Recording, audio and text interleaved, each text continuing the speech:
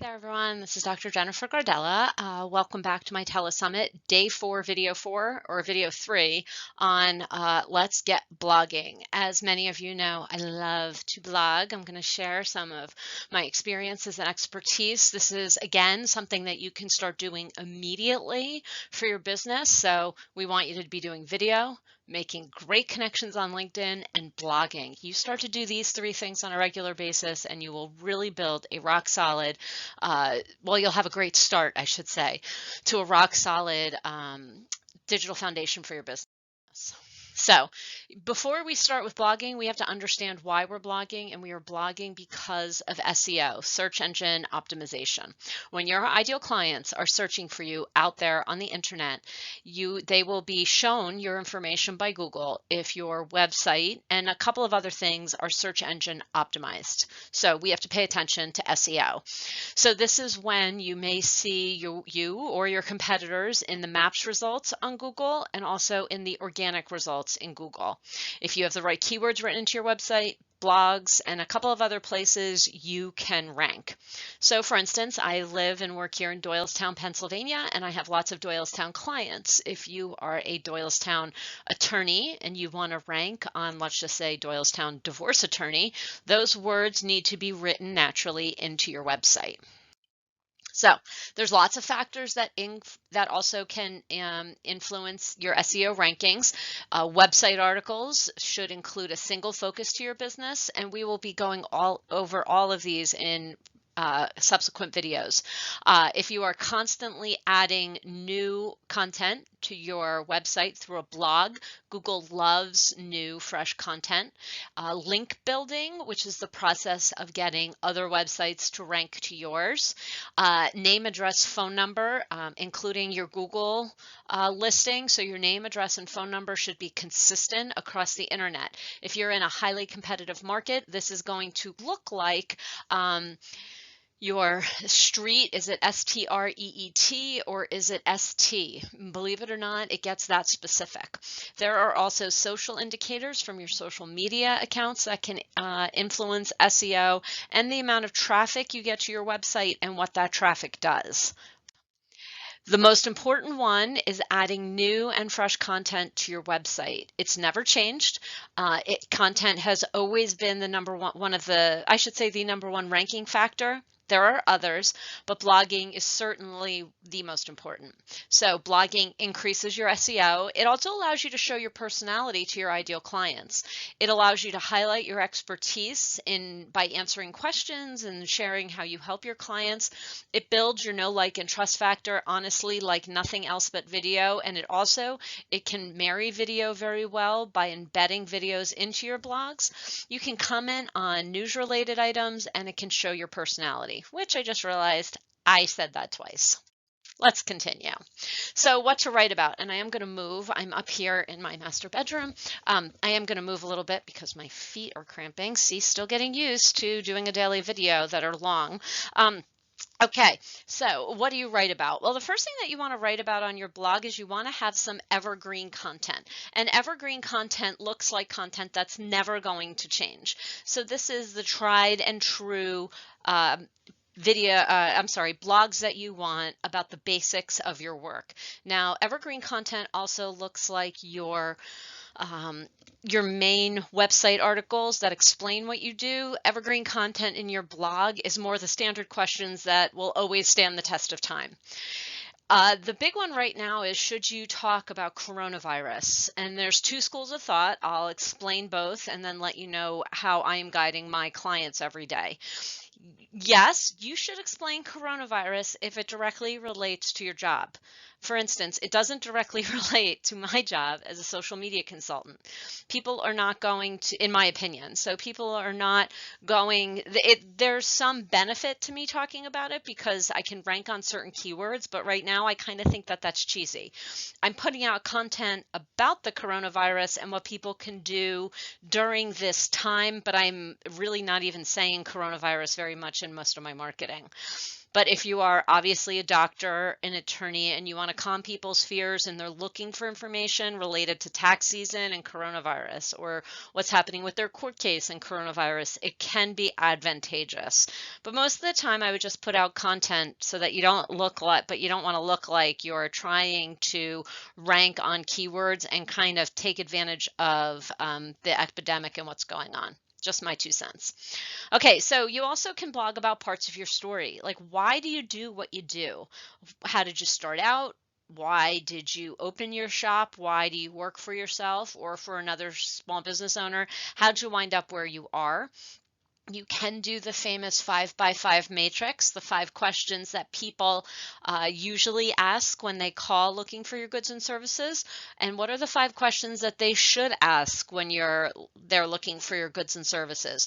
Again, in the world of divorce, we do this with the 5 questions they typically ask are, how long is this going to take and how much is this going to cost? And then they also need to be worried about what kind of financial documents am I going to have to bring to the office? So those are the questions that they typically don't ask, but that they should. So we talk about them. Most of your questions can revolve around time and money. And also you can do client testimonials. Now this is tricky. If you're ever going to involve any client details, we obviously want you to do them in such a way that you mask the client's identity completely. And honestly, I would say that you should have their permission. So you can do staff testimonials. Now these are phenomenal because these allow you to show your ideal clients exactly who they're going to be talking with when they visit your office. And then you can also talk about the who, what, when, where, why of your business. I mean, just in these little examples alone, I'm giving you almost a year's worth of content here. The big piece to understand is that blogging and any writing that you do on the internet has absolutely nothing to do with your expertise. You're showcasing your expertise but you're framing it within how you help people. You want to be talking to their pain points. So we don't want to hear that, you are a Harvard educated accountant, attorney, or that you are New York Times #1 bestseller. The question is, how does your legal practice, your accounting firm, how does your small business, how does your book, how does any of it help your ideal clients? So if you're looking for more inspiration, you can go to the top 10 questions customers and clients ask, and the top 10 questions they should ask. You can also do the top 10 ways that your book can help an individual, the top 10 pieces of inspiration. Each one of those pieces or tips can be its own blog post. You can do case studies for success. You can do a news related story. So there's really nothing else going on with the news right now other than coronavirus, but in the normal day-to-day operations of our world, how does your business relate to a news story? You can, like I said, introduce an employee that you have. You can also explain a term. There are, in the service industries, many complicated terms that people will hear when they're interacting or looking for your goods and services. So what is blank, blah, blank to your ideal client? I work with a lot of personal injury attorneys, and there are terms that are specific to that field that need to be clearly explained. And if you think about it, then when your ideal clients are searching on that term to learn more about it, your blog could pop up. I will also say here that most people, 60 to 70%, go into Google looking for something in question form. So it's always a good idea to have some of your content start out and answer those questions. So you want to do your ideal client, like who are you looking to work with? This is a phenomenally powerful blog post to write. Your elevator speech. We want you to be able to have an elevator speech, obviously, so that when you go out there in the networking world, you're clear and concise. Put it as a blog post and put it as a YouTube video. That's a really easy one. How does your job relate to your life? Like my job really works very well with my lifestyle, so I like to talk about it. What issues, how do any issues relate to what you do? And then again, those particular problems. And also, if you are a product-based business, you will have to blog, especially in these days when people are not just wandering through. You can blog about a specific product that you offer. It could be a fashion dress, it could be lots of different things. Okay, so if you need even more inspiration, and obviously it is really important for you to find the right level of inspiration, look to your competitors. What are they blogging about? Google a question and see what pops up and see how those blogs are written. You could also look to related businesses that you know that are successful on the internet, and you can see how their blogs are being written. Look in the comments section on successful blogs and on social media. This will really give you ideas on how other people are asking questions and what your ideal clients want to know. You could, and as I am reading this and giving this presentation, I just realized this one also, if there are famous authors in your particular field, go into Amazon, search for their book, and see what the reviews are saying. If people are asking questions or commenting on specific areas, you may have a blog post there. Quora can be kind of fun to find topics. I should also add that Answer the Public is a really, really good one to use as well. You can search on keywords on Twitter in hashtag form, which we haven't gotten to yet, but we will.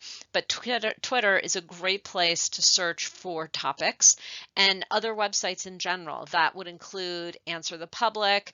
Reddit is a really good one. Don't go down the Reddit dark hole of time suck, because it will suck all the life out of you. It can be fun, but yeah, so look for your topics and then get out of Reddit.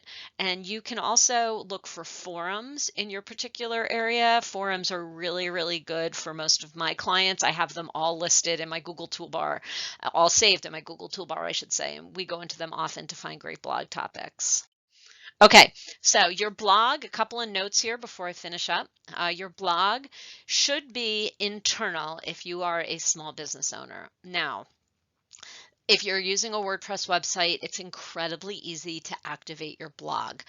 You can Google how to do it with a YouTube video. Check with your website developer before you do this, because it can, depending on how they set it up, it can be tricky. But for most people, you just activate the blog. It's no big deal. If you are building a massive business and you have a vision for the future, you could consider doing an external blog. External blogs are also good for individuals who may not have access to their primary website. So I have done consulting with many financial advisors, and they do not have any access to the primary website of their business. So I always recommend that they then have an external website, which could look like WordPress.com. Google does have a blog feature. You can also set one up on movable type. And then the good thing about having an external blog is you can link it to your current website. If so, that you don't really want to build two websites when you're going to be a small business owner. I have an internal blog on all of my blogs. But the features that you want to consider wherever you're going to set up your blog is the formatting. Are you going to be able to make it look like you want? You need the ability to be able to add graphics, pictures, and embed your videos from YouTube. You want to be very clear on the fonts that you want. You don't want to have to fool around with this. I always recommend shutting off comment control on a blog, and instead you're going to want to take those comments on social. You want to be able to have subscribers to your blog through an RSS feed, and you want very easy social sharing on your blogs. So you want to be able to very easily put in those social sharing buttons, so when someone reads your blog, they can just go right in and share it to their social media sites, particularly Twitter. This is important. Okay, so blogging made easy. How do we make this easy? Now, again, I want you to start moving in blogging, just like video, just like LinkedIn connections, but we're going to move into some research pieces, as I keep threatening, in the next couple of videos. We're going to be going over your editorial calendar. Once you have an editorial calendar and you know what you're writing about when, blogging becomes incredibly easy. You hit the ground running because you have a topic. Usually it's already outlined, or you've thought about it in your mind. And also with an editorial calendar, you won't miss things. For instance, now this is a very challenging time for us all, but if you're looking forward in the calendar, you're looking to Mother's Day and Father's Day and summer and school starting again in August and September. So if those things are built into your calendar, you won't miss out on them. My favorite is a client who started a contract with me and wanted a blog to rank for Valentine's Day on, like, we had started working together on the 14th of February. I couldn't believe it. I'm like, there's not even time. We have to think about it. Like, what do you want to say? How does your business relate to Valentine's Day? And also, Google's not going to rank a blog just because you post it. You need to let it sit out there. So all those things need to be done in a very planful way. Okay, so a couple more easy tips on blogging. First, what's the topic you're going to talk about? It needs to be tight. You are only going to have about 3 paragraphs and an open and a close. In fact, my freebie for you today, I am offering you an outline of a blog, and you'll see how incredibly easy it is. So your title should include your keyword. So what are you going to talk about? Make sure that's very clearly written in your title. Now, many of my clients, past and present, are brilliant writers, and they like elaborate titles of that are, genius and clever. They don't rank on SEO. You want in these steps for individuals to find your work because you've written the right keywords into your blogs. Your opening paragraph, write in those keywords. The length, a good blog is 1,000 words. We go for 350 to 1,000. Don't keep talking just to keep talking, but don't write a blog that's 100 words either. You want to solve a problem, not have any industry jargon. You want to make sure that it's edited and proofed. Add in pictures and videos, and again, that's more advanced than just putting out a blog right now, but I'm putting these in there so you know the best way to do it. Take time for the technical parts of SEO that we'll be going over. Yoast, which is a plugin for WordPress, will take care of many of pieces of this for you. Yoast gives you the opportunity to clearly put in your keyword, your meta description, your categories, and your tags. And lastly, be very careful about your calls to action, your CTAs. Google does not like you saying, and we can help you with all of this, so please immediately call our office. You need to be clever. I always recommend a pop-up or some sort of box in the middle of a blog if you are going to do those kind of overt CTAs. When we write our blogs, we write very, very simple CTAs that are varied over the course of several months so that Google doesn't see that we're just trying to be an advertisement with our blogging.